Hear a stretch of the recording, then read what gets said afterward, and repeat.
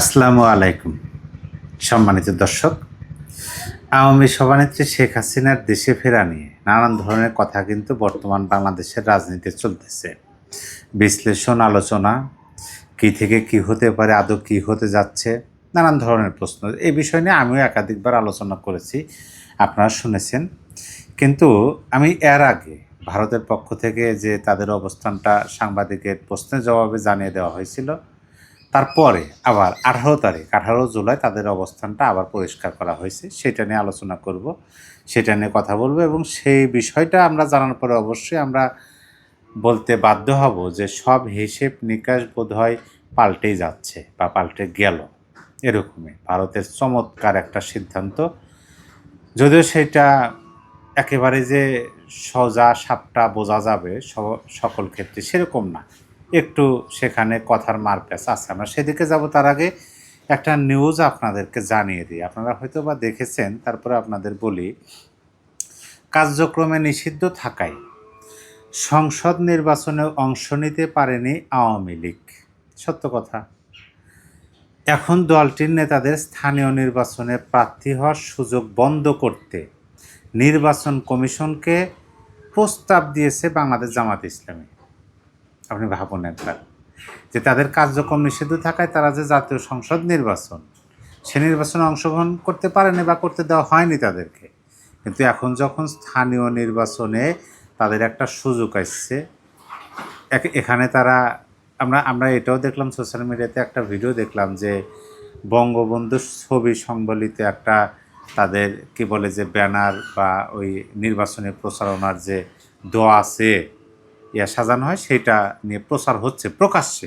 এটা আমরা দেখলাম, দেখে খুব ভালো লাগলো যে হ্যাঁ, নির্বাচন করুক। কিন্তু দেখেন, এর মধ্যে কিন্তু কত কত সত্য আছে যে আওয়ামী লীগের কোনো নেতা, নামধারী কর্মী বা সমর্থন করলে অনেক ক্ষেত্রে অংশগ্রহণ করতে পারবে না, এরকম কঠোরভাবে কিন্তু নির্দেশনা আছে। তারপরেও সুযোগ একটা আছে, কিন্তু সেইটাও যেন না করতে পারে, সেই সুযোগটা যেন বন্ধ হয় বা বন্ধ করতে অলরেডি প্রস্তাব দিয়েছে নির্বাচন কমিশনকে। কারা দিয়েছে? জামাত ইসলাম। আওয়ামী লীগ যেন করতে না পারে, সেই সুযোগটা বন্ধ করে দেয়, এটা প্রক্ষান্তরে সেরকমই বোঝায়। তাহলে আপনি ভাবুন যে ভয়টা কাদের মনে। যাক, এই বিষয় নিয়ে আলোচনা করার দরকার নাই, কারণ সারা বাংলাদেশের মানুষ খুব ভালোভাবেই জানেন যে ডক্টর ইউনূসের নিয়োগ কথাতে জামাতিরা আওয়ামী লীগকে কারা বেশি ভয় পায়। এখন আসেন ভারতের বিষয়টা। শেখ হাসিনাকে ফেরাতে ঢাকার দাবি নিয়ে আগের অবস্থানেই ভারত। আগের অবস্থানই মানে আর পূর্বে যে অবস্থান জানিয়েছে, তার আগে ডক্টর ইউনূসের যে সময় যে অবস্থান জানানো হয়েছে, সেই অবস্থানেই ভারত। আইনে ও বিচার প্রক্রিয়ার কথাই ফের বলল দিল্লি। আমি শুধু কয়েকটা লাইন আপনাদের পড়ে শোনাই, তারপরে আমার কথাতে আমি আসতেছি। ভারত ও বাংলাদেশের মধ্যে বন্দি প্রত্যর্পণ চুক্তি রয়েছে। সেই চুক্তি অনুযায়ী দুই দেশই অপরাধীদের হস্তান্তর করতে পারে। তবে সংশ্লিষ্ট চুক্তিতে বলা আছে, বন্দি প্রত্যর্পণ করা হবে কিনা সেই নির্ভর করবে সংশ্লিষ্ট দেশের উপর। অর্থাৎ শেখ হাসিনার ক্ষেত্রে ভারত সরকারি সিদ্ধান্ত নেবে তাকে সরকারিভাবে বাংলাদেশ সরকারের হাতে তুলে দেওয়া বা প্রত্যর্পণ করা হবে কিনা। এ বিষয় মানে আগের অবস্থানে যেহেতু তারা আছেন, তাহলে পূর্বে যেটা বলেছেন, যেটা নিয়ে আলোচনা করি, সেরকমই শোনা যাবে। কিন্তু আমার যেটা আলোচনার বিষয়, এই নিউজটা আমি কিন্তু পড়ে শোনালাম 18 জুলাই 2026 এই নিউজটা হয়েছে, আজকে 19 জুলাই।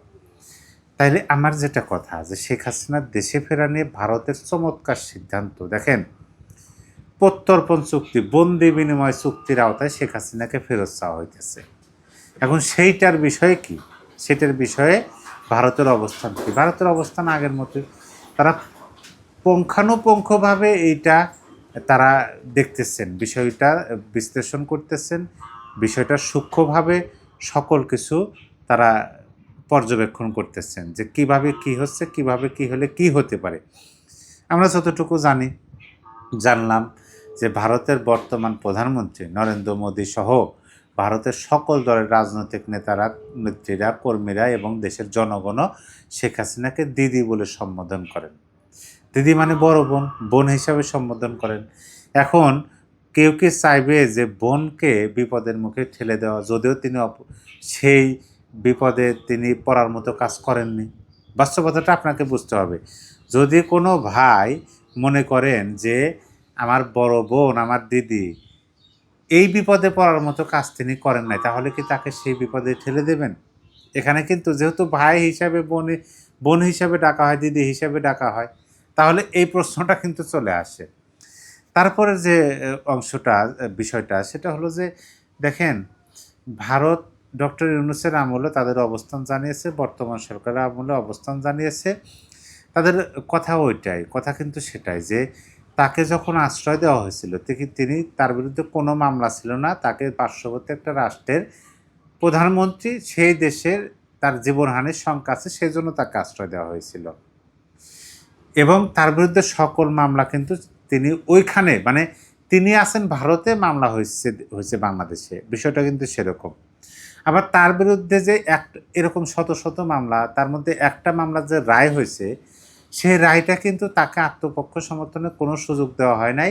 তারা নিজেরাই আইনজীবী নিয়োগ দিয়েছিলেন, নিজেরাই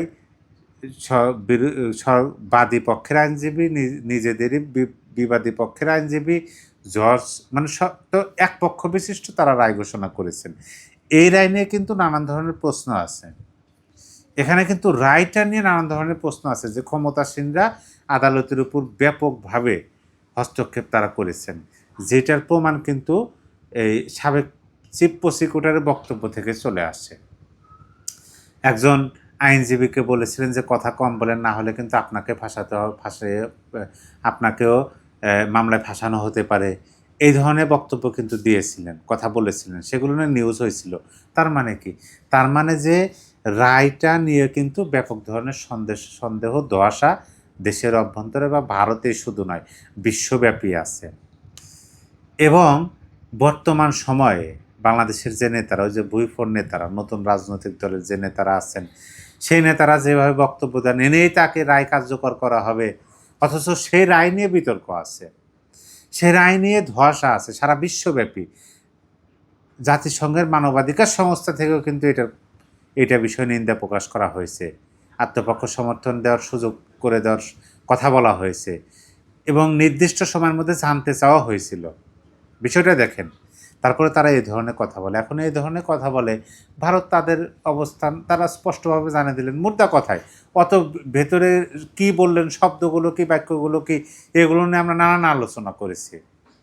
কিন্তু তাদের অবস্থানটা আগের অবস্থানই আছে, যে তারা কি চায়, তারা বাংলাদেশে একটা গণতান্ত্রিক শাসন ব্যবস্থা চায় এবং এই দেশে সকল দলের অংশগ্রহণের, প্রথমে নির্বাচনের আগে নির্বাচনের কথা বলেছেন, নির্বাচন হয়েছে, এখন তারা বলতেছেন ইনক্লুসিভ সোসাইটি, সবার অংশগ্রহণের একটা সমাজ সোসাইটি তারা চান। সেটা যদি হয় এবং আইনের শাসন যদি সঠিক আইন পান, তাহলে হয়তো বা সেটা হতে পারে। কিন্তু তারপরে তো শেখ হাসিনা কি বন্দী? আপনার কাছে কি এই কথা মনে হয় যে শেখ হাসিনা ভারতে বন্দী? আমরা যতটুকু জানতে বা বুঝতে পারি যে শেখ হাসিনা তো সেখানে আছেন অতিথি হিসাবে। আর আমরা তো এটাও জানি যে ভারত অতিথি কি, অতিথি নারায়ণ বলে, মানে সবচেয়ে শ্রদ্ধার মানুষ, সম্মানের মানুষ অতিথি, এবং তাকে ভিআইপি কি বলে যে একটা মানে সর্বোচ্চ মর্যাদা দিয়ে সেখানে রাখা হয়েছে ভারতের অর্থ খরচ করে।